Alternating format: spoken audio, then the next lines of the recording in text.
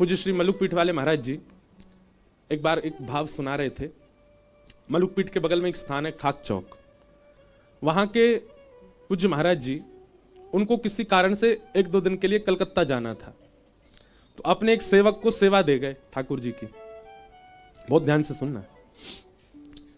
बता के गए, बोले देखो तुम हमारी सेवा देखी है तुमने, कैसे हम सेवा, वैसी सेवा करना इनकी, ठीक है। और हम लौट के आए, हमको सेवा बहुत अच्छी मिलनी चाहिए। तो सेवक बोला ठीक है, बोला वाला बेचारा सेवक। महाराज जी तो चले गए। महाराज जी किन्हीं की कथा सुना रहे, कोई संत थे वहां, उनके भाव सुना रहे। संभवतः महाराज जी के ही गुरु जी श्री पहाड़ी बाबा महाराज का ही चरित्र था। तो वे जैसे कलकत्ता गए तो वहां यहां जो सेवा जिनको देके गए, बोला भाला व्यक्ति, उसने विचार किया, बोले गुरु जी कह के गए बढ़िया सेवा होनी चाहिए। जो ठाकुर जी रोज जल से नहाते हैं, पंचामृत से नहाते हैं, और गुरु जी इनको सूती कपड़ा से पहुंच देते हैं, आज मैं इनको रगड़ रगड़ के नहवाई दूं। तो उसने क्या किया, सर्फ होता है ना कपड़ा धोने वाला, वहां से ठाकुर जी मीड़ दिए ऊपर से नीचे तक, उनके गाल में ले, हाथ में ले, सब जगह सर्फ लगा दिया। और यहीं तक ही नहीं, बर्तन मांजने वाला मांजना होता ना, उससे जाके घिस और दिए, और चमक जाएंगे ठाकुर जी। और जैसे ही उसने जल आदि डाला तो ठाकुर जी तो चमचमाने लगे बिल्कुल। उसने कही अब गुरु जी देखना ऐसे प्रसन्न हो जाएंगे चमकते हुए ठाकुर जी को देख के। पर वहां दूर देश में बैठे महाराज जी रात्रि में जैसे सोए तो उनको श्री रामचंद्र जी के गाल पे घाव दिखाई दिए, हाथ में घाव दिखाई दिए, वक्ष में घाव दिखाई दिए। स्वप्न में ऐसे ठाकुर जी दिखे, तुरंत दौड़े वृंदावन के लिए। वापस वृंदावन आकर के जब ठाकुर जी को देखा, ठाकुर जी चमक रहे हैं बिल्कुल मंदिर में, अपने सेवक से कहा तुमने सेवा करी? वो गुरु जी देखो कैसे चमक रहे हैं ठाकुर जी, आपकी सेवा से भी नहीं चमके इतने तो। वो सही बताओ तुमने क्या किया? बोले हमने ठाकुर जी को नवाया। बोले सच बताओ? थोड़ा क्रोध करके पूछा तो बताया कि हमने तो सर्फ से नवाए ठाकुर जी। महाराज जी के नेत्र सजल हो गए। फिर 15 दिन तक, जब तक ठाकुर जी पुनः स्वप्न में नहीं आ गए, तब तक रोज लेप बनाते और लेप बना करके ठाकुर जी के श्री अंग पर लगाते और नित्य औषधि बना करके ठाकुर जी को पिवाते प्रसाद में। 15 दिन तक जब ये क्रम करते रहे, 15 दिन बाद जब ठाकुर जी स्वस्थ होकर के उनको स्वप्न में दर्शन दिया, तब लेप लगाना और औषधि पिलाना विश्राम किया। और फिर समझाया ये पाषाण तुम्हारे लिए हैं, परंतु ये साक्षात ठाकुर जी हैं। हम इनकी सेवा करते हैं, हम क्या भाव रखते हैं वैसा ही क्रम हो जाता है हमारे साथ। हमने कितनी बार अनुभव किया हमारे लाल जी का। रात्रि में कई बार झारी जी में जल नहीं पधराया जाता ढंग से, मुझे रात भर प्यास लगती है और सुबह देखने जाते हैं तो सेवा में पता चल जाता है झारी जी में जल नहीं था रात्रि में, इसीलिए प्यास लग रही। ये जुकाम भी भयो, निश्चित ही हमारे लाल जी को सर्दी लगी है, या हमारे आज सवेरे थे कोयला की अंगीठी धरवा दी है ठाकुर जी के आगे। ठाकुर जी को मोजा नहीं पहनाओ, हाथ में मोजरी नहीं पहनाओ, तो निश्चित है। अच्छा, मोए भी पता है कि कारण, मेरे अस्वस्थता को कारण कहा है। यहां आवे से पहले एक दिन आके काजे में कहीं गए हो, वहां उनको लेके नहीं गए हो, वही बात से नाराज है गए, मोए क्यों ना लेके गए हो। और वहां की सर्दी से मोए सर्दी करवाए दी है। मानो ठाकुर जी ऐसा बतावे कि मोए है गई ये सर्दी, अब तू मेरी सेवा कर, तू ठीक है जाएगा। कितनी बार ऐसा हुआ, औषधि नहीं ली, ठाकुर जी की सेवा में परिवर्तन कर दिया, उसी से ही स्वस्थ हो गए। तो क्योंकि वो पाषाण नहीं है, प्रत्यक्ष है। अहेतुक की सेवा करने वाले को अनुभव होने लग जाता है। अहेतुक्य प्रतिहता ये आत्मा संप्रशीदति। तो परम धर्म क्या है? न विच्छिन्न होने वाली भक्ति ठाकुर जी के प्रति, उसी को ही परम धर्म कहते हैं। धर्म स्वनिष्ठित पुंसाम विश्वक्सेन कथासुय नोत्पादये दधिरतिम श्रम एव हि केवलम। धर्मस्वनिष्ठितः पुंसाम विश्वक्सेन कथासुय। बहुत अच्छी बात। श्री सूत जी कहते हैं, आप जितने भी धार्मिक क्रिया करते हो वो सब ठाकुर जी स्वीकार करते हैं कि नहीं, इसका एक ही प्रमाण है। आपके द्वारा किए गए यज्ञ, आपके द्वारा किए गए अनुष्ठान, आपके द्वारा किए गए व्रत, आपके द्वारा किए गए नियम, उनसे ठाकुर जी प्रसन्न हैं, इस बात का एक ही प्रमाण है। क्या? नोत्पादये दधिरतिम श्रम एव हि केवलम धर्मस्वनिष्ठितः पुंसाम विश्वक्सेन कथासुयः। कभी सत्संग में बैठो, कथा में बैठो, किसी प्रवचन में बैठो, और कहीं नहीं तो यूट्यूब पे ही खोलो, अगर उसमें आपकी रति हो रही है, रति मतलब मन लग रहा है, आपकी इच्छा हो रही है श्रवण करने की, भले ही आपके 4 काम पेंडिंग पड़े पर फिर भी आप उसके प्रति आसक्त होकर के श्रवण कर रहे हो, कथा में दिखने वाली आपकी रति इस बात का प्रमाण है कि आपके अनुष्ठान व्रत नियम से ठाकुर जी प्रसन्न हैं। और अगर कथा में रति नहीं है, कथा में इच्छा नहीं, कथा में प्रसन्नता नहीं, कथा में मन नहीं, तो इसका मतलब आप जो कर रहे हैं वो केवल कर रहे हैं, श्रम एव ही केवलम, केवल श्रम है, केवल परिश्रम है, ठाकुर जी उससे प्रसन्न नहीं।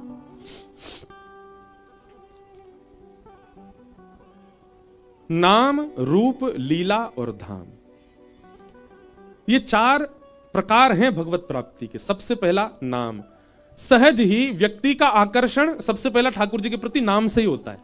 छोटे बालक को देखो, उसको कथा वथा तो नहीं पता, लेकिन जैसे जैसे थोड़ा बड़ा हो, दादी दादा नानी नाना बोलो राधा राधा राधा, तो बालक ताली बजाने लगता है, बोलने लगता है। नाम के प्रति प्रथम आकर्षण होता है। दूसरा आकर्षण होता है रूप के प्रति। बच्चे धीरे धीरे माता पिता के साथ, दादी दादा के साथ मंदिर जाते हैं, ठाकुर जी को देखते हैं, कौन है, जय जय जय जय हैं, फिर उनको देखते हैं, उनके रूप के प्रति आकर्षण होता है। और फिर धीरे धीरे लीला के प्रति, अब उनको धीरे धीरे कथा में लाना प्रारंभ किया जाए, और फिर कथा के बाद आकर्षण बनता है धाम के प्रति। ये तो बालकों का प्रकार बताया, पर बड़े लोगों के लिए भी यही है। सबसे पहले नाम, नाम इतना जपा जाए, नाम जप इतना किया जाए कि उस नाम जप के प्रभाव से आपके नेत्र बंद हैं और आपके चित्त में ही रूप प्रकट हो जाए। किशोरी जी का, ठाकुर जी का, सहचरियों का, सखियों का, सखाओं का रूप प्रकट हो, और उनका स्वरूप प्रकट ना हो तो कुछ भी अंग प्रकट हो जाए, हस्तकमल ही प्रकट हो जाए, चरण कमल ही प्रकट हो जाए, कोई वस्त्राभूषण ही प्रकट हो जाए, कुछ तो प्रकट हो नाम के प्रभाव से। नाम जप करने वाले लोग बहुत ध्यान से सुनिएगा, नाम जप करने के पीछे उद्देश्य होना चाहिए, नहीं तो नाम जप में मन भटकेगा। आप उद्देश्य क्या रखो, हम सीधा उद्देश्य रखते हैं श्यामा श्याम, नहीं होगा इतनी जल्दी। पहले कोई आकार ही रखो। मान लो मुझे एक चूड़ामणि दिख जाए श्री जी की, इसी उद्देश्य से नाम जप करो। धीरे धीरे आपका मन ही चूड़ामणि का निर्माण करने लगेगा, और कभी ना कभी किसी रसिक के द्वारा आप किसी प्रवचन में सुनेंगे तो जैसी चूड़ामणि आपको दिखी वैसे ही चूड़ामणि का वो वर्णन कर रहे होंगे। आप जैसी चुनरी का भाव रख करके नाम जप करोगे, कभी ना कभी आपको किसी प्रवचन पद कहीं ना कहीं वैसी चुनरी का वर्णन मिल जाएगा। नाम जप में किसी अंग की, किसी भाव की, किसी श्रृंगार के दर्शन का उद्देश्य लेकर के बैठो नाम जप में, तो नाम से क्या प्रकट होगा, रूप। फिर इस रूप को, जिसको आपने कल देखा, भले ही वो हस्तकमल था, भले ही वो चूड़ामणि थी, भले ही वो चुनरी थी, भले ही वो ठाकुर जी की पीतांबरी थी, भले ही वो वंशी थी, उसका आप आनंद चिंतन करते रहो। कुछ दिन तक उसी भाव का चिंतन करते करते वही रूप और विकसित होने लगेगा, कुछ और भी दिखने लगेगा। नाम से रूप प्राप्त होगा, और फिर धीरे धीरे रूप विकसित होते होते पूर्ण रूप नहीं दिखेगा, थोड़े थोड़े रूप उसी में ही बावरे है जाओगे, पूरा दिख गो तो जन काही होएगो, नेक में ही आनंद में चले जाओगे। मीराबाई का एक पद है, मैं गाऊंगा अभी थोड़ी देर में, जादूवर लागत है मोहे प्यारो। ठाकुर जी जादूवर है, वो एक उंगली ते उनके नख मात्र देखवे से हम पे जादू है जाएगा, पूरा दिख गए तो जन कहा होएगो। तो रूप जितना दिख जाए उसी का अनन्य चिंतन करने लग जाओ। धीरे धीरे धीरे धीरे उसी रूप से क्या होगा, लीलाएं प्रकट होने लग जाएंगी, लीला का भाव आने लग जाएगा। जैसे एक लीला प्रकट हुई थी कुछ समय पहले, कथा करते करते। कैसी लीला थी कि श्री ठाकुर जी और किशोरी जी आपस में छिप्पम छुपाई खेल रहे हैं। समझते हैं उसको, हमारे ब्रज में दुबका धाई भी बोलते हैं। क्या बोलते हैं आपके यहां, क्या बोलते हैं? छुपन छुपाई है। तो एक लीला प्रकट हुई। कैसी लीला? सब सखीन ने कही, हे श्यामा श्याम आज दुबका धाई खेलेंगे, हमारे ब्रज में दुबका धाई खेलें। तो ठाकुर जी बोले ठीक है। ललिता विशाखा बोरी ने कोने में आई हो ठाकुर जी। ठाकुर जी काय को बोले आओ तो सही। तो ललिता विशाखा दोनों ठाकुर जी कोने में ले गई, और कोने में ले जा करके तुरंत विशाखा जी जो है ना, नेक चतुर है, ललिता जी बहुत बोरी है, तो विशाखा जी ने, ठाकुर जी आए कोने में, तुरंत ठाकुर जी की वंशी छीन ली। ठाकुर जी मांग, ठाकुर विशाखा जी बोले जेनाई में लेगी। बोले तो कैसे दोगी वंशी? तो ललिता विशाखा बोली एक काम करना पड़ेगा। कहा, बोले जब आप ढूंढवे जाओगे भले ही श्री जी दिख जाएं फिर भी उनको पकड़ोगे नहीं। विजय हमारी श्री जी की होनी चाहिए। डोलते रहियो पूरे वन में, भले तुम्हें पता चल जाए यहां श्यामाजू बैठी है फिर भी देख के अनदेखो कर दियो। ठाकुर जी बोले ठीक है। और बोले जब हमारी श्री जी को नंबर आवेगो खबरदार जो तुम दुबके, जहां से श्री जी निकल रही हो वहीं सामने आ जाइयो ताकि वो तुमको पकड़ ले फिर जीत जाए। लाल जी बोले जो आज्ञा।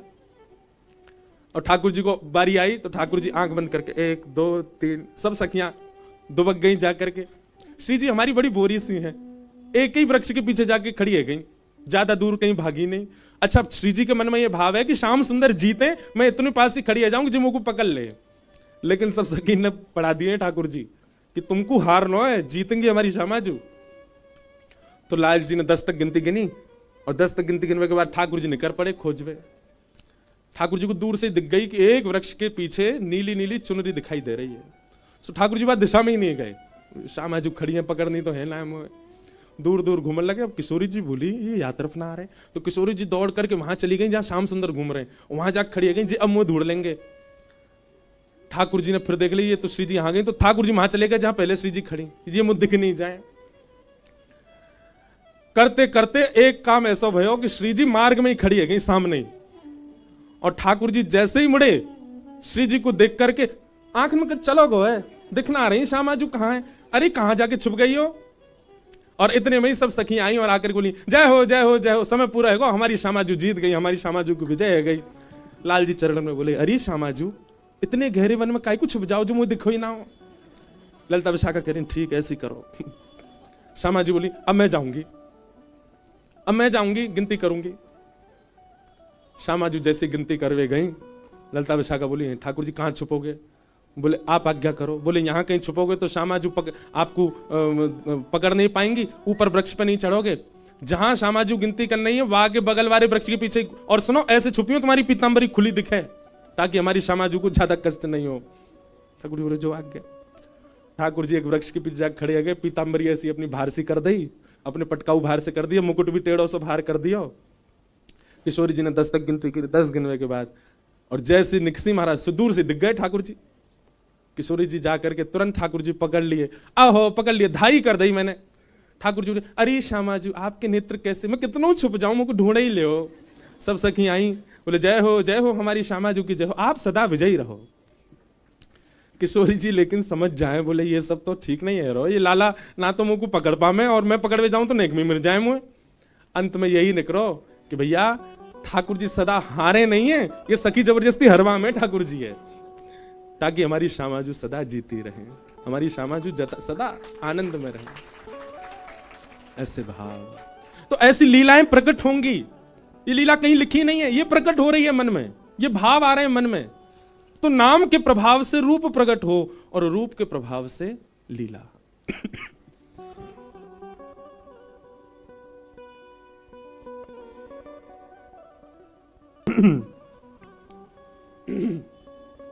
श्यामाजू को राज हमारे माई, श्यामाजू को राज हमारे माई, श्यामाजू को राज हमारे माई, श्यामा।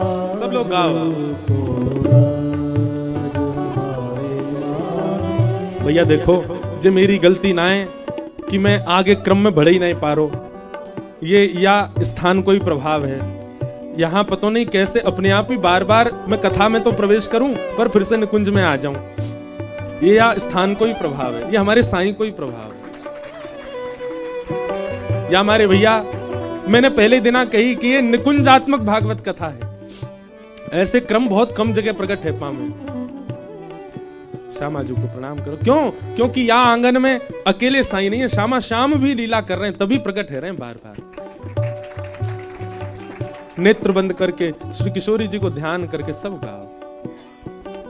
श्यामाजू को राज हमारे माई, श्यामाजू को राज हमारे माई, श्यामा जू को राज हमारे माई, श्यामा जू को राज हमारे माई। जाके अधीन सदा ही सावरो, जाके अधीन सदा ही सावरो, जाके अधीन सदा ही सावरो, जाके अधीन सदा ही सावरो।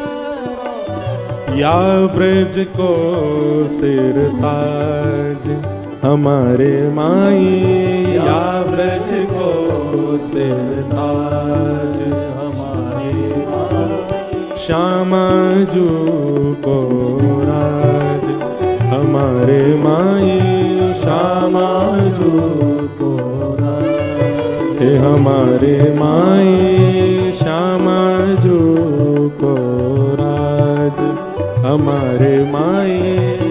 श्यामा जू श्री राधा रानी की जय।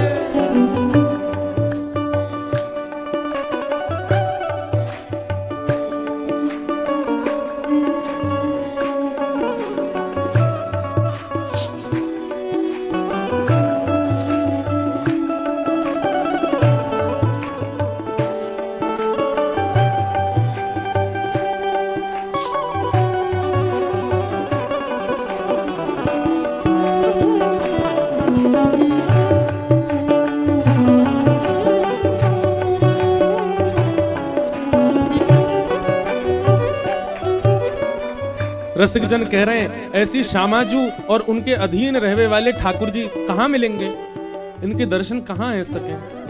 तब कह रहे हैं यह जोरी अभी चल वृंदावन, यह जोड़ी अभी चल वृंदावन, यह जोड़ी अभी चल वृंदावन,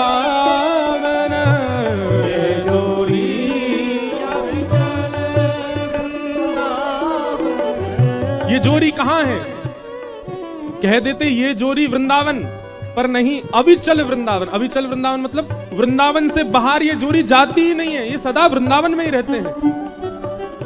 कहीं और भज के कहीं और ध्या के श्यामा श्याम को अनुभव है सके, पर दर्शन नहीं होंगे। दर्शन तो यही वृंदावन में ही होंगे, क्योंकि ये जोड़ी अविचल होकर वृंदावन में है। यह जोड़ी अविचल वृंदावन,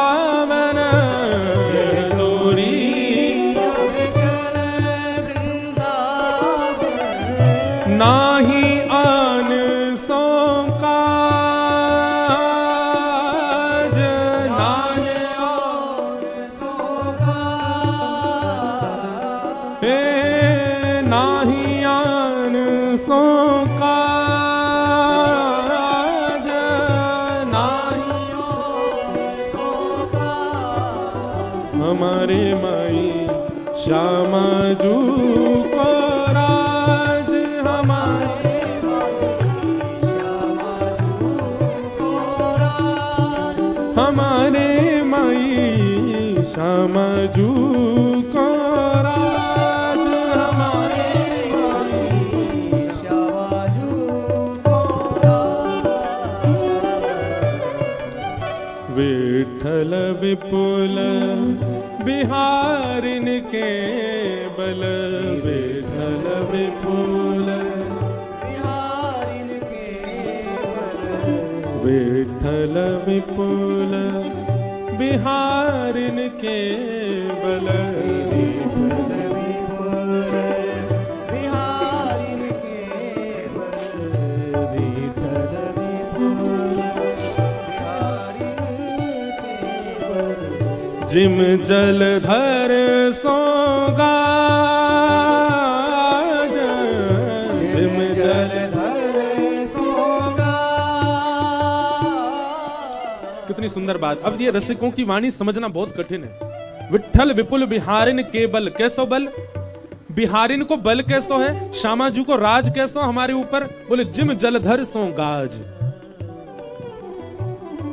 सबसे खतरनाक जंगल में कौन है? शेर।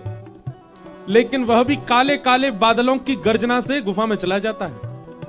ऐसे ही काम, क्रोध, लोभ, मोह, ईर्ष्या, द्वेष, अभिनिवेश, अहंता, ये हमारे वन रूपी जंगल के भयानक सब जानवर हैं। पर जब ये हमारे मुख से सुनते हैं श्री राधा, ये गर्जना जैसी होती है, ये सब अपने अपने बिलों में प्रवेश कर जाते हैं, निकलते नहीं बाहर, चाहे जितने बलवान हों। पर श्री राधा, श्री किशोरी जी के नाम का ऐसी गर्जना होती है कि उससे जितने भी हमारे मन रूपी वन के भयानक जंगल के ये सारे जानवर अपने अपने बिलों में प्रवेश कर जाते हैं।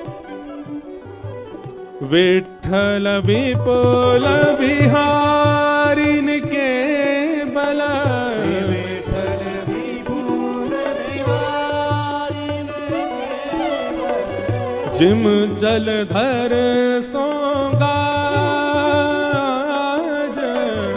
जिम जलधर सोगाज हमारे माई, श्यामा जू को राज हमारे माई, श्यामा जू को राज हमारे माई, श्यामा जू को राज हमारे माई, श्यामा जू को राज हमारे माई, श्यामा जू को राज हमारे माई, श्यामा जू को।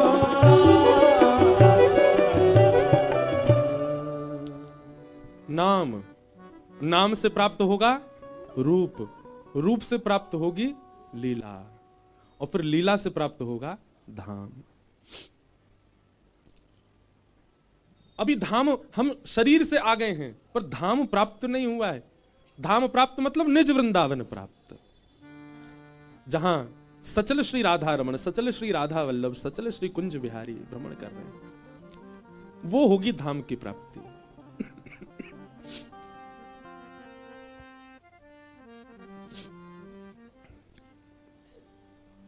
सूत जी महाराज कह रहे हैं, भैया अगर तुम्हारी कथा में रति नहीं है, लीला में रति नहीं है, श्रवण में रति नहीं है, सत्संग में रति नहीं है, तो उसका मतलब है आपके द्वारा की गई जितनी भी सेवा, अनुष्ठान, व्रत, नियम है, सब ठाकुर जी स्वीकार नहीं कर रहे हैं।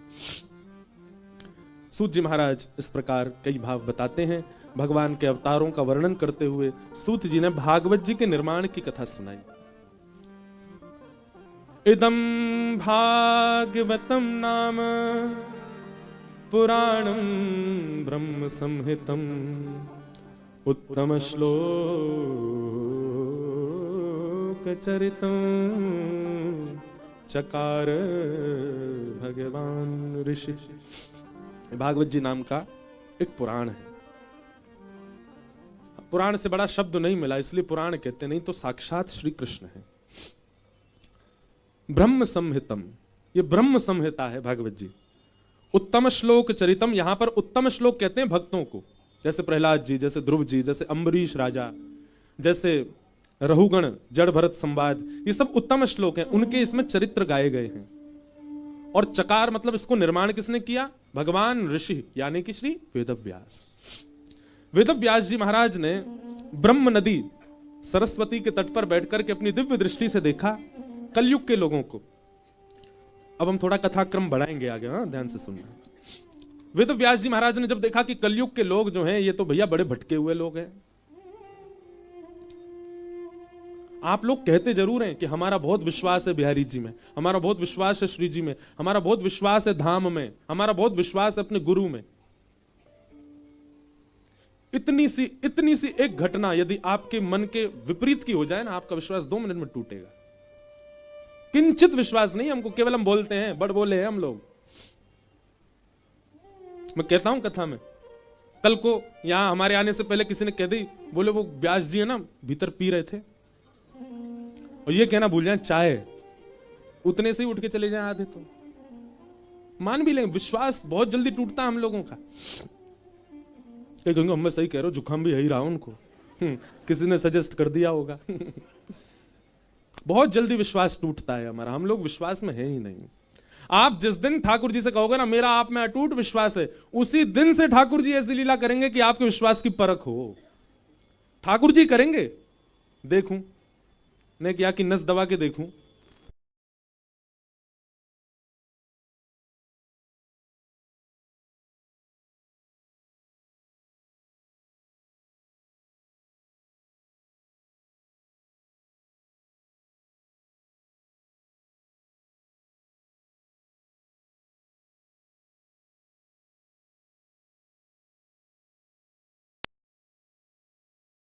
हो अपने अपने लिए। हम अभी परिपक्वता में नहीं है, कहीं ना कहीं बाह्य आवरण है जो भी दिख रहा है, अंतस्थ हृदय में उतनी पवित्रता अभी आई नहीं है। तब वेद व्यास जी ने विचार किया, कलयुग के लोग इतने अपवित्र व्यवहार स्वभाव वाले, इनके लिए कुछ निर्माण किया जाए। तब श्री वेद व्यास जी महाराज ने वेदों की रचना की। वेद रचना करने के बाद पुराणों की रचना की। 17 महापुराण लिखे, 18 उपपुराण लिखे, लेकिन उनके मन को शांति नहीं मिली। महाभारत आदि लिखने के बाद भी जब मन अशांत था, तब श्री नारद जी का आगमन हुआ और नारद जी ने आकर के वेद व्यास जी के पीड़ा का भाव पूछा। आप इतने पीड़ित क्यों लग रहे हैं, मुख से ऐसे क्यों लग रहे हैं, बहुत दीनहीन से। वेद व्यास जी महाराज बोले, देखो मैंने कितना कुछ लिख दिया मानव कल्याण के लिए, पर पता नहीं क्यों मन में अभी भी असंतुष्टि सी है। मन में ऐसा लगता है कि कुछ रह रहा है, कुछ छूट रहा है, शायद मैंने कुछ अभी वर्णन किया नहीं है, मैं कहीं तो रुक रहा हूं। नारद जी महाराज बोले, आपकी आज्ञा हो तो मैं बोलूं। व्यास जी बोले, कहो। तब नारद जी महाराज कहते हैं कि भवतानुदित प्रायं यशो भगवतो मलम ये नैवासौ न तुष्येत मन्येत दर्शनम खिलम। हे व्यास जी, क्षमा कीजिएगा, आपने जितने भी ग्रंथ लिखे हैं, जितना भी कुछ आपने अभी तक लिखा है, उसमें धर्म लिखा है, अर्थ लिखा है, काम लिखा है, मोक्ष लिखा है, चतुर्विध पुरुषार्थ को आपने लिखा है, उन लीलाओं को लिखा है, उन इतिहासों को लिखा है जिनको पढ़ सुनकर के व्यक्ति अपने धर्म अर्थ काम मोक्ष को सिद्ध कर सकता है। पर आपने अभी ऐसा यश नहीं लिखा ठाकुर जी का जिसको सुनकर के निर्ग्रंथा संत, जिनको मोक्ष की कामना नहीं, जिनको धर्म से कोई अभिप्राय नहीं, जिनकी कोई कामना नहीं है, जिनको अर्थ से कोई मतलब नहीं, जिनके जीवन में चतुर्विध पुरुषार्थ है ही नहीं। बहुत ध्यान से सुनना, हम सब चतुर्विध पुरुषार्थ के ही कार्यों में लगे हैं, धर्म अर्थ काम और मोक्ष, ये 4 हैं। हम सब धर्म का पालन करते हैं, कितना भी नास्तिक हो वो भी थोड़ा बहुत धर्म का पालन करता है। सुबह उठना यह भी एक धर्म है, स्नान करना यह भी एक धर्म है, रात्रि में सोना यह भी एक धर्म है। कहां तक बचोगे धर्म से, सब धर्म है। विवाह करना यह भी एक धर्म है, भोजन करना यह भी एक धर्म है, सब धर्म का पालन करते हैं। तो हमारा पहला मानव लक्ष्य क्या होता है, धर्म पालन। दूसरा अर्थ यानी कि धन कम सबको चाहिए। तीसरा काम यानी कि अपनी कामनाओं की पूर्ति सब करते हैं। कोई कहेगा मेरी तो कोई कामना ही नहीं है, प्यास लगी पानी पीना है, यह भी तो एक कामना है ना, बिना कामना के शरीर रह ही नहीं सकता। हम सबके चित्त में कामनाएं हैं। तो धर्म है, अर्थ है, काम, और फिर अंत में सबकी इच्छा क्या हो जाती है, जब मरणासन अवस्था आती है, मृत्यु समीप आती है, सबकी स्थिति बन जाती है अब मोक्ष। लेकिन फिर भी इस संसार में ऐसे भी लोग हैं जिनको इन चारों से कोई अभिप्राय नहीं, जिनको धर्म की स्थिति में कोई मतलब नहीं। हमारे ब्रज में ही है कई ऐसे, आपने शायद दर्शन किए हो, हमारे बड़े साईं ने भी दर्शन किए हो, छोटे भैया ने भी किए हो। जो परिक्रमा मार्ग है, परिक्रमा मार्ग में धानुका आश्रम से जब आप नीचे पानी घाट की तरफ जाएंगे तो जो तिराया है ना, वहां तिराए पर जहां भी मॉल जैसा बन गया है, वहां तिराए पे एक बाबा पड़े रहते थे।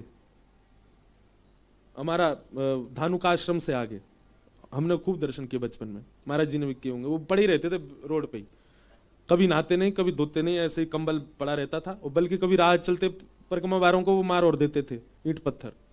कई बार हम लोग जब निकलते थे तो माता पिताजी के दूर है कि चलो बाबा मारे को। और कभी कभी वो इतने साफ सुथरे से दिखते थे जैसे मानो आज नहाए हों कितने दिन बाद, पर वो परम साधक थे। अब तो नहीं है वो।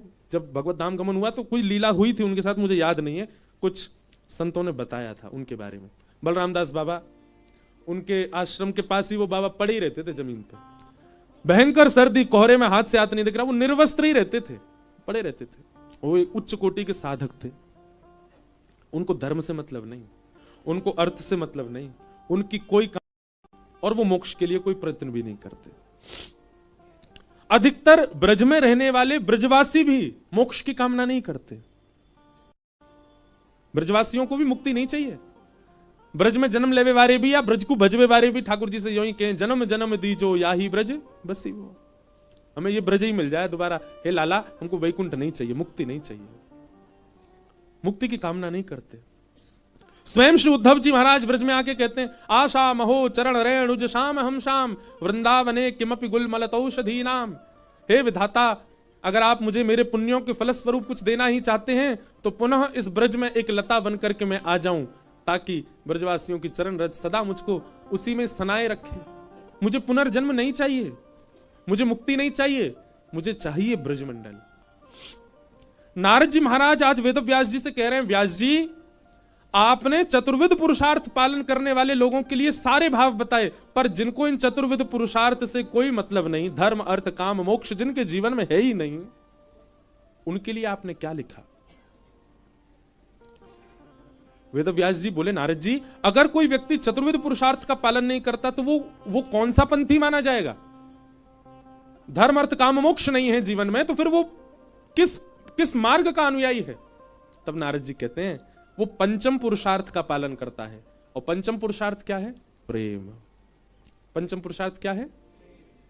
और जब प्रेम होता है तो कई बार धर्म नहीं देखते, जब प्रेम होता है तो कई बार अर्थ नहीं देखते, जब प्रेम होता है तो कई बार कामनाओं की कटौती होती है, और जब प्रेम प्रधान होता है तो मोक्ष की भी कामना नहीं होती। जिनके चित्त में पंचम पुरुषार्थ प्रेम है वो चतुर्विध पुरुषार्थ से अलग होते हैं। उनके लिए आपने क्या लिखा? ध्यान से सुन रहे हैं ना सब? इन चतुर्विध पुरुषार्थ का पालन करने वाले के लिए बिहारी जी भगवान है। इन चतुर्विध पुरुषार्थ का पालन करने वालों के लिए चार धाम की तरह वृंदावन भी एक तीर्थ स्थान है। इन चतुर्विध पुरुषार्थ का पालन करने वाले के लिए श्री राधा रानी भी कोई दुर्गा अंबा जैसी कोई देवी ही हैं। इन चतुर्विध पुरुषार्थ का पालन करने वाले के लिए नर्मदा और गंगा की भांति ही श्री यमुना जी हैं। इन चतुर्विध पुरुषार्थ का पालन करने वाले के लिए गिरिराज जी केवल एक पर्वत हैं। पर पंचम पुरुषार्थ का पालन, प्रेम का पालन करने वाले के लिए बिहारी जी भगवान नहीं है। बिहारी जी नंद कुमार हैं, ब्रज के प्राण आधार हैं। प्रेम का पालन करने वाले के लिए श्री यमुना जी नदी नहीं है, यमुना पटरानी है, यमुना रसरानी है। यमुना साक्षात प्रेम विगलित स्वरूप है श्यामा श्याम का। पंचम पुरुषार्थ प्रेम का पालन करने वाले के लिए श्री गिरिराज पर्वत नहीं है, उनके लिए साक्षात श्री किशोरी जी का हृदय है। पंचम पुरुषार्थ पालन करने वाले, प्रेम का पालन करने वाले के लिए वृंदावन कोई तीर्थ नहीं है, वृंदावन श्यामा श्याम का निज महल है। ऐसे पंचम पुरुषार्थियों के लिए आपने क्या लिखा व्यास जी? कुछ भी नहीं, इसीलिए आपका मन अशांत है। थोड़ी और सरल भाषा में कहूं तो आपने जो कुछ भी लिखा है, आपकी इन सब रचनाओं से व्यक्ति को भगवान में आस्था हो जाएगी, विश्वास हो जाएगा, समर्पण हो जाएगा, प्रेम नहीं होगा। ऐसा कुछ लिखिए जिससे प्रेम हो, जिससे वह श्याम सुंदर अपने से लगने लग जाएं, जिससे वह श्याम सुंदर के प्रति अपनो भाव आने लग जाए।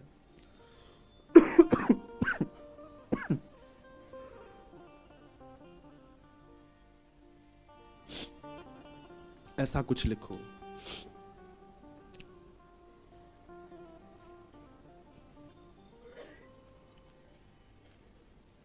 धर्म अर्थ काम मोक्ष का पालन करने वाला ये शब्द नहीं गा सकता जो मीराबाई गा रही हैं। क्या? यह संसार सकल जग झूठा, झूठा कुल रानाता। संसार सकल जग झूठा, झूठा कुल राना। एक बात कहूं, मेरे पीछे गा रहे हो आप, पर यहां से निकलने के बाद गा के दिखाओ। कोई कहे आपको लस्सी पियोगे, कह के दिखाओ। संसार झूठा है, ये लस्सी झूठी है। रात्रि का समय हो गया भाई, चलो भोजन कर लो, ये झूठा है सब। अरे तुम तो मेरे हो, तुम भी झूठे हो, नहीं कह सकता कोई, क्योंकि हम चतुर्विध पुरुषार्थी हैं। ये तो मीराबाई कहती हैं बस। मीराबाई क्योंकि मानती हैं कि सच में संसार झूठा है। कोई अपना नहीं यहां पे। वो प्रेम पुरुषार्थ का पालन करती हैं, वो प्रेम की अनुयायी हैं, इसलिए उनके चित्त में संसार की वो दृष्टि है जो हमारे चित्त में नहीं हो। हम केवल यहां बैठ के स्वीकारीकरण, सिर सब हिलाएंगे, मानेगा कोई नहीं। मैं खुद मैं खुद भी बाहर बैठ करके स्कूटी पे ही बैठ के जाऊंगा घर तक। मैं भी नहीं कहूंगा कि ये असत्य है, ये नश्वर है, क्योंकि मैं भी चतुर्विध पुरुषार्थ का पालन करता हूं। पर हां, धीरे धीरे आ रहा हूं पंचम पुरुषार्थ की ओर, कोशिश कर रहा हूं। ये तो मीराबाई गा सकती हैं जो पंचम पुरुषार्थ की श्रेणी में आती हैं। गिरधर जन्म मरण रासा थे, गिरधर जन्म मरण रासा थे, गिरधर जन्म मरण रासा थे, गिरधर जन्म। सब लोग गाओ। मेरा बहुत प्रिय पद है, कुछ पद मुझे बहुत, मीराबाई के तो सारे ही अच्छे हैं, सबके ही अच्छे हैं, पर कुछ पद मेरे हृदय के बहुत करीब है। उनमें से एक पद यह है, गिरधर जन्म मरण रासा थे, गिरधर जन्म मरण रासा थे, हो आए नाय बिसरू में दिन राती, नाय बिसरू में दिन राती, हो आए नाय बिसरू में दिन राती,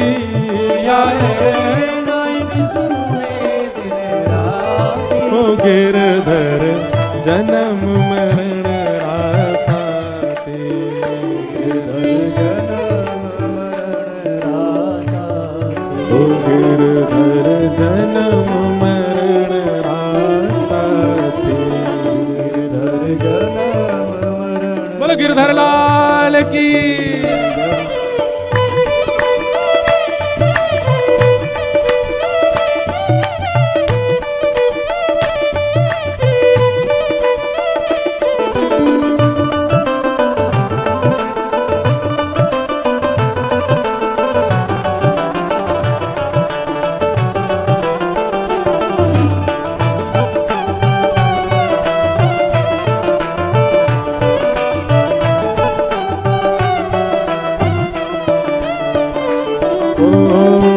संसार सकल जग झूठा, झूठा कुलरा नाता, यह संसार सकल जग झूठा, झूठा कुलरा नाता, ओ यह संसार सकल जग झूठा, झूठा कुलरा नाता, ये संसार सकल जग झूठा, झूठा कुलरा नाता, दोय कर जोड़ा रज करूं छू, दोय कर जोड़ा रज करूं छू, दोय कर जोड़ा रज करूं छू, दोय कर जोड़ा रज करूं छू, सुन ली जो मारी बाती, गिरधर जन्म मरण रासा थे, गिरधर जन्म मरण रासा थे, ओ गिरधर जन्म मरण रासा थे, गिरधर जन्म मरण रासा। मीराबाई कहती हैं, ओ इनके बिन मोहे सलना परत है, जानत मेरी छाती, इनके बिन मोहे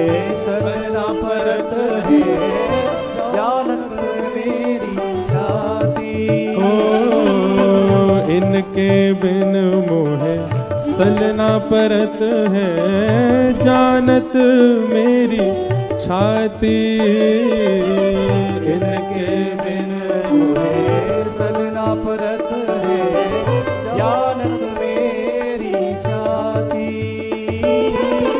ऊंचे चढ़ चढ़ पंथ निहारूं, ऊंचे चढ़ चढ़ पंथ निहारूं, ऊंचे चढ़ चढ़ पंथ निहारूं, ऊंचे चढ़ चढ़ पंथ निहारूं, रोए रोए अखियां प्यासी, गिरधर जन्म मरण रासाते, गिरधर जन्म मरण रासाते, गिरधर जन्म मरण रासाते, गिरधर जन्म मरण रासाते। बोल राधा रमण लाल की।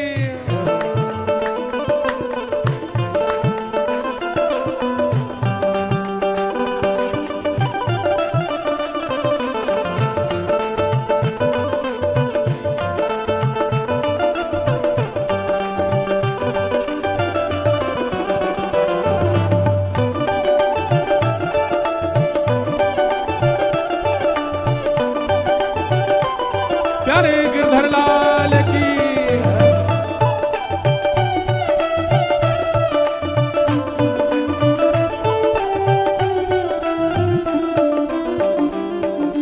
ये चतुर्विध पुरुषार्थ वाला नहीं गा सकता, ऐसी भावना नहीं हो सकती उसकी, ये तो प्रेम पुरुषार्थी ही गा सकता। क्या? पल पल पिय को रूप निहारूं, निरख निरख सुख पाती, पल पल पिय को रूप निहारूं, निरख निरख सुख पाती। पल पल पिय को रूप निहारूं, निरख निरख सुख पाती, पल पल पिय को रूप निहारूं, निरख निरख सुख पाती। मीरा के प्रभु गिरधर नागर, मीरा के प्रभु गिरधर नागर, मीरा के प्रभु नटवर नागर, मीरा के प्रभु नटवर नागर। हरि चरणा चित्रा, गिरधर जन्म मरण रासाते, गिरधर जन्म मरण रासाते, गिरधर जन्म मरण रासाते, गिरधर जन्म मरण रासाते। हो आए नाय बिसरू में दिन राती, हो आए नाय बिसरू में दिन राती, हो आए नाय बिसरू में दिन राती, हो आए नाय बिसरू में दिन राती। गिरधर जन्म मरण रासाते, गिरधर जन्म मरण रासाते, गिरधर जन्म मरण रासाते, गिरधर जन्म मरण रासाते, गिरधर जन्म मरण रासाते, गिरधर जन्म मरण रासाते।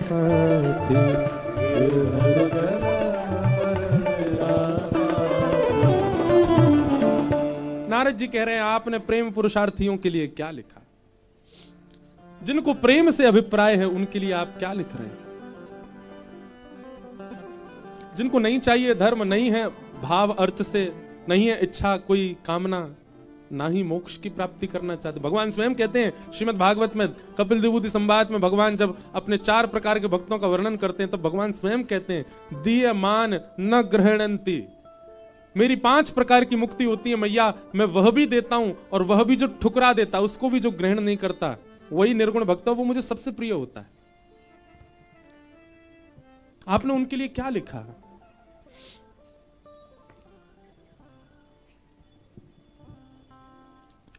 सीधी बात, आपने जितना भी कुछ लिखा उसमें ठाकुर जी का प्रभाव दिख रहा है, ठाकुर जी का ईश्वरत्व दिखता है, ठाकुर जी का ऐश्वर्य दिख रहा है, उनका स्वभाव कहीं नहीं दिख रहा है।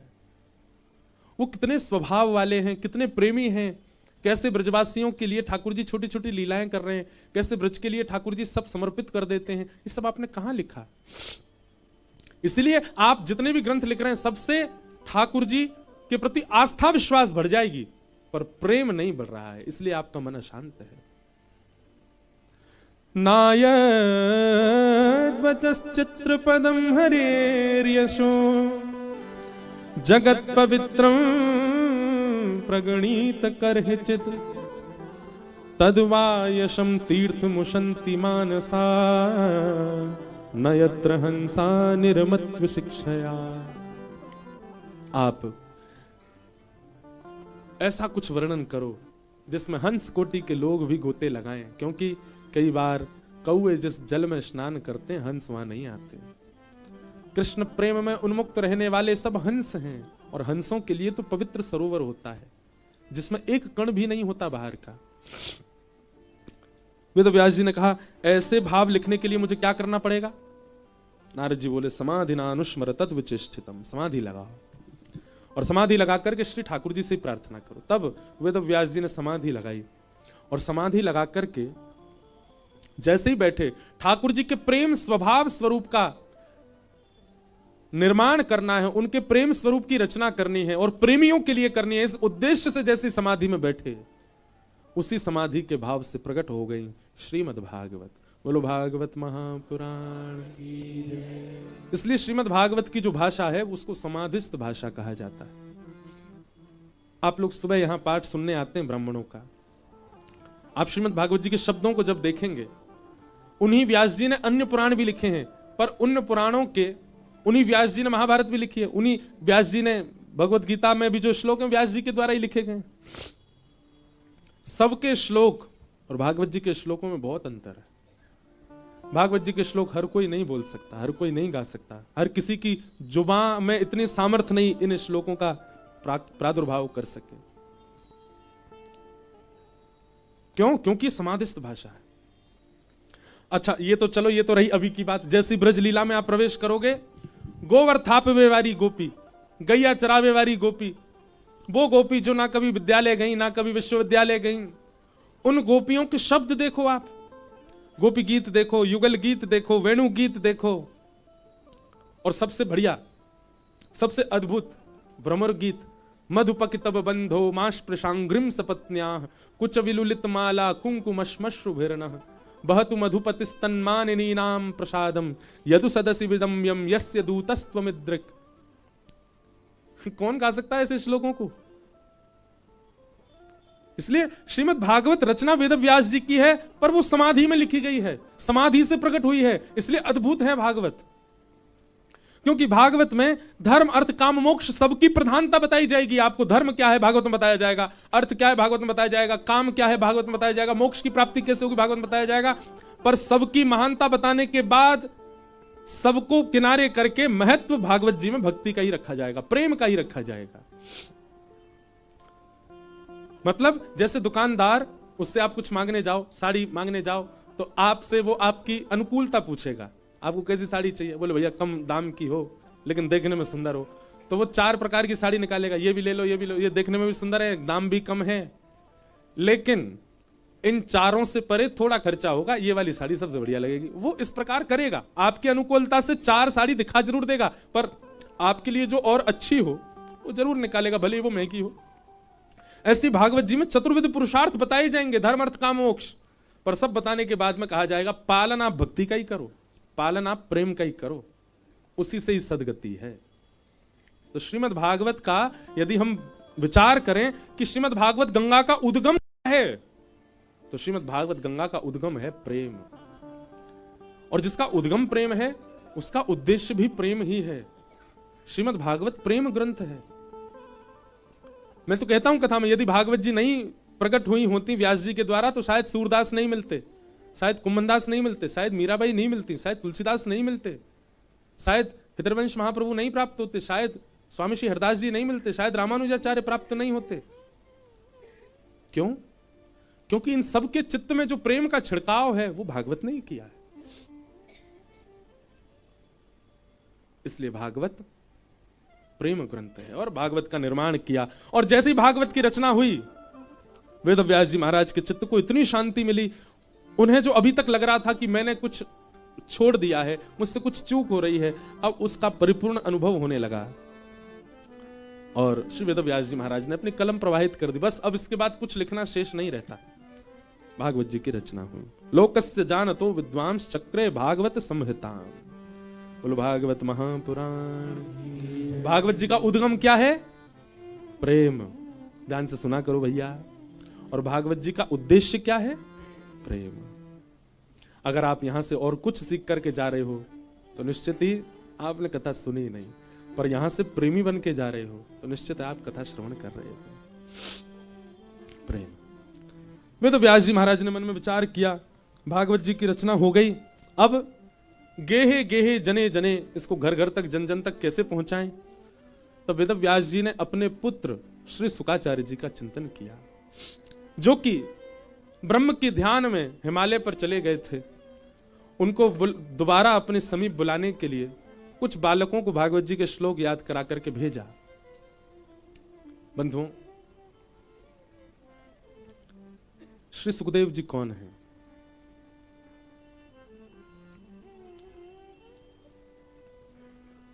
पद मिल जाए तो अच्छा है।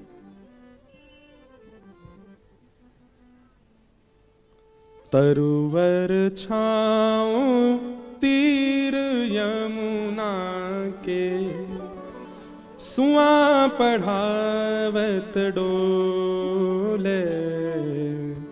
तरुवर छाओ तीर यमुना के,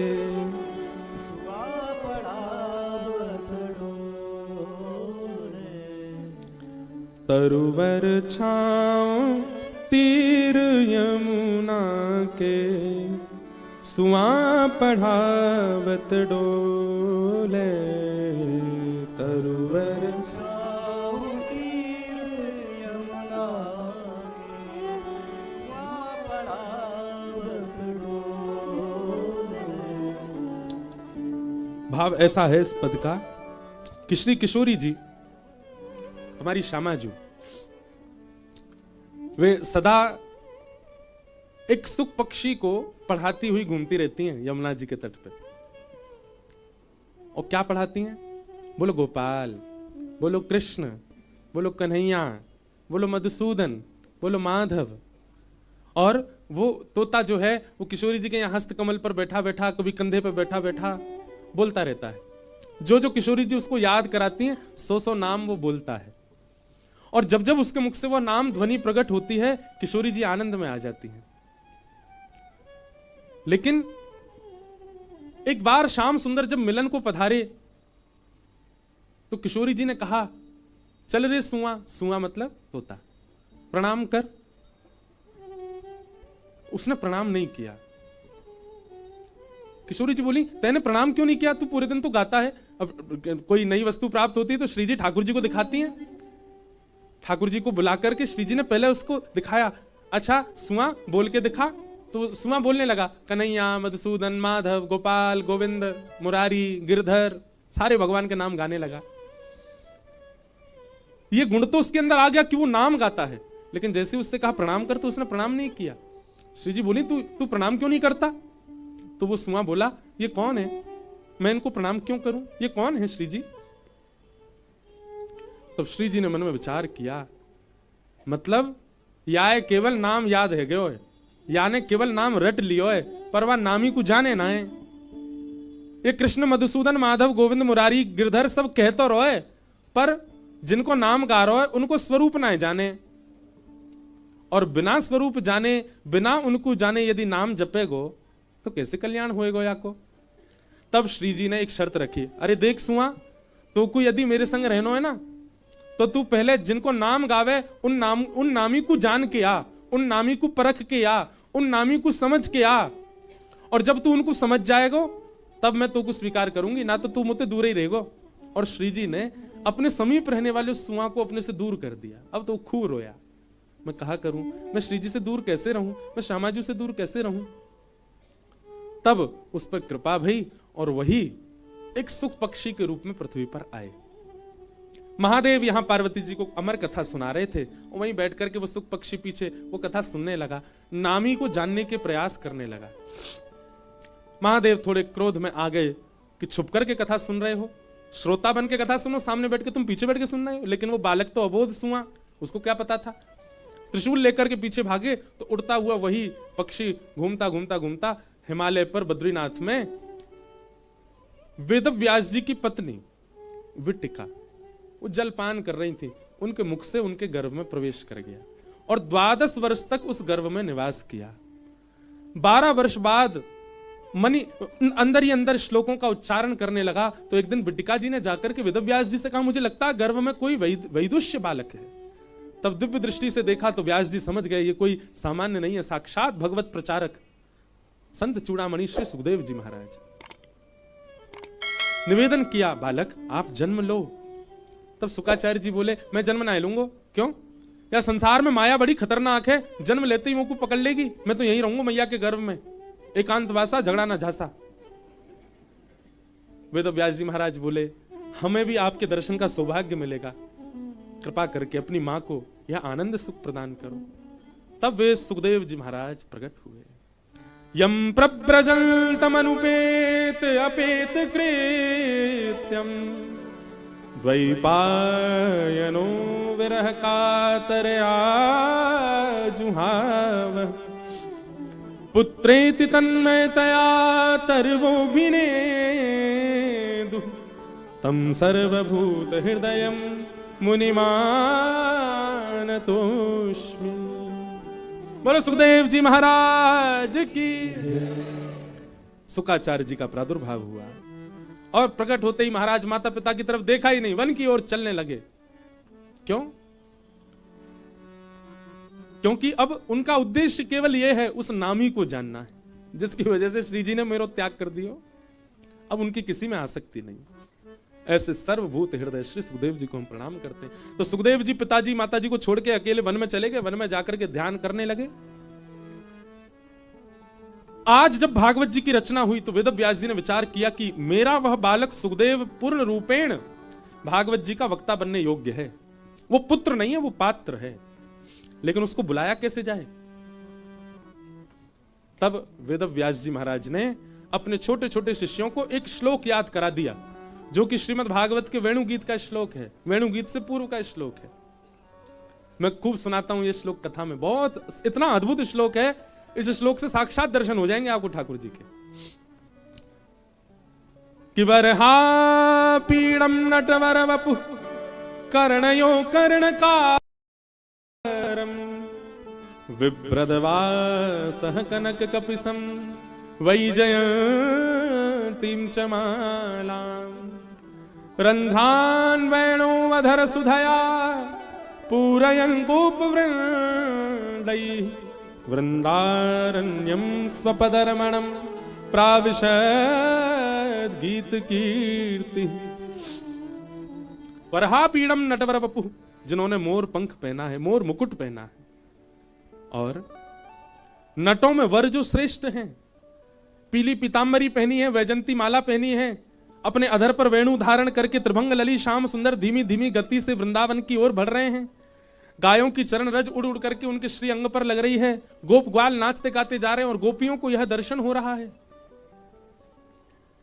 अब ये श्लोक बालकों को सिखा दिया वेदव्यास जी ने और कहा, जाओ जाकर के हिमालय की कंदराओं में, हिमालय के सघन वन में जब तुम जाते हो पुष्प तोड़ने, तुलसी तोड़ने, समिधा लेने, लकड़ी आदि लेने, तो इस श्लोक को जोर जोर से गाया करो। और आधा ही गाना, जब तक कोई आकर के ना कहे कि पूरा सुनाओ तब तक पूरा नहीं सुनाना। छोटे छोटे बालक हिमालय पर जाते और पुष्प आदि तोड़ते और उसी समय गाते, वरहापीडम नटवर वपु कर्णयो कर्णकारम विभ्रतवासः कनक कपिसं वैजयंतीं च मालां रंध्रान। बस यही रुक जाते। अब ये ध्वनि पहुंची समाधि में बैठे हुए श्री सुखदेव जी के कानों में, और जैसे ये ध्वनि पहुंची, हमें तो श्लोक समझ नहीं आते ना, लेकिन शुकाचार्य जी को तो समझ आते। उनके कानों में जैसे ये ध्वनि पहुंची, तुरंत क्या दिखने लगा? मोर का मुकुट जिन्होंने पीर पहना है, बरहा पीड़म नटवर वपु, जिनका वपु यानी कि श्री अंग कैसा है। एक बात बताऊं भैया, हमारे श्री विल्लु मंगल जी, नाम सुना विल्लु मंगल जी का? कल सुनाऊंगा चरित्र विल्लु मंगल जी का। तो विल्लु मंगल जी ने कृष्ण कर्णामृत ग्रंथ लिखा, उसमें कई भाव लिखे। उसमें एक श्लोक है, मैं आज ढूंढ के कल जरूर बताऊंगा, ध्यान से सुनिएगा। विल्लु मंगल जी कहते हैं, ठाकुर जी कैसे सांवले हैं, ठाकुर जी का रंग कैसा है। बोले सब कहते हैं ठाकुर जी सांवले, तो भाई सांवलो व्यक्ति, कारो व्यक्ति जितने अंधेरे में जाएगो उतना ही अदृश्य है तो चलो जाएगो। बोले पर नंद नंदन श्री कृष्ण कैसे हैं? बोले जितना अंधेरे में जाते हैं उतने प्रकाशित होते चले जाते हैं, उनकी उतनी श्याम कांति और प्रकाशित होने लगती है। वो जितने ज्यादा गहरे उनको अंधेरे में ले जाओ उतने ज्यादा दिखाई देते हैं।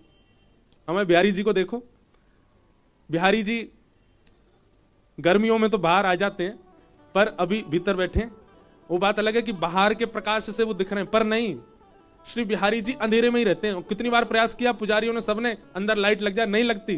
क्यों? लाइट ही मना करे, भैया तुम कौन के आगे जला रहे हो मुझे? जो स्वयं प्रकाश स्वरूप है वो अंधेरे में ही प्रकाशित होते हैं, उनका रूप वहीं प्रकट होता है। और पता नहीं आप सबकी भावना, पर मेरी भावना, बिहारी जी जब बाहर आते हैं ना तब दर्शन में मुझे आनंद आता है, पर जब बिहारी जी भीतर विराजते हैं ना तब दर्शन में पता नहीं एक अद्भुत सुख मिलता है। ऐसा लगता है कि मानो हम कलयुग में हैं, वो द्वापर में बैठे हैं, द्वापर के कन्हैया।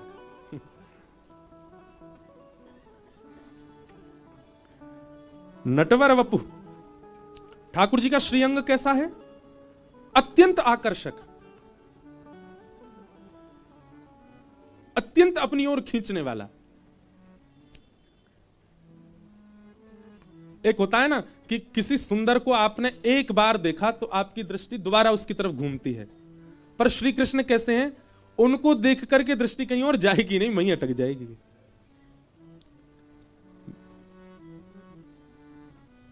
बहुत सुंदर पद है ना कृष्णदास जी का।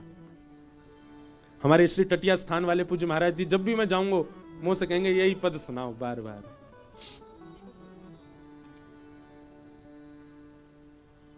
मेरो मन गिरधर छवि पे अटक्यो, मेरो मन गिरधर छवि पे अटक्यो, मेरो मन गिरधर छवि पे अटक्यो, मेरो मन गिरधर छवि पे अटक्यो। विचार करो ठाकुर जी कैसे सुंदर हैं। यहाँ पे बहुत लोग बड़े सुंदर बैठे हैं, हमारे सोनू साईं, छोटू साईं, सब देखो कितने सुंदर हैं। पर संसार की सुंदरता में एक चीज होती है कि एक बार देखने के बाद दृष्टि कहीं और जाएगी, पर ठाकुर जी कैसे सुंदर हैं, एक बार यदि नैनन में बस गए फिर नेत्र और किसी को देख नहीं पाएंगे। ये मैं अपना अनुभव बता रहा हूं। क्यों बार बार कभी कभी नेत्र बंद हो जाते हैं कथा करते करते, वह छवि, वह भाव, वह भीतर घूमता रहता है, वही स्मृति में लगता है कि वह इन्हीं को ही निहार हैं बस। ऐसी ठाकुर जी की कांति है। नटवर वपु गिरधर छवि